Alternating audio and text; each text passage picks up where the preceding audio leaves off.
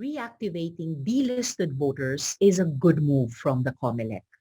Sa gitna ng banta ng Delta variant, mas mahirap ngayon, lalo na para sa mga persons with disabilities at senior citizens na magpa-revalidate ng kanilang voters registration. Bukod sa pandemya, may mga lugar pa rin na nasa ilalim ng ECQ na naglalagay ng limitasyon sa ating paggalaw. This is a welcome development. We expect the Comelec to thoroughly cleanse the voters list. Dapat nilang siguraduhin na nananahimik na ang mga multong botante.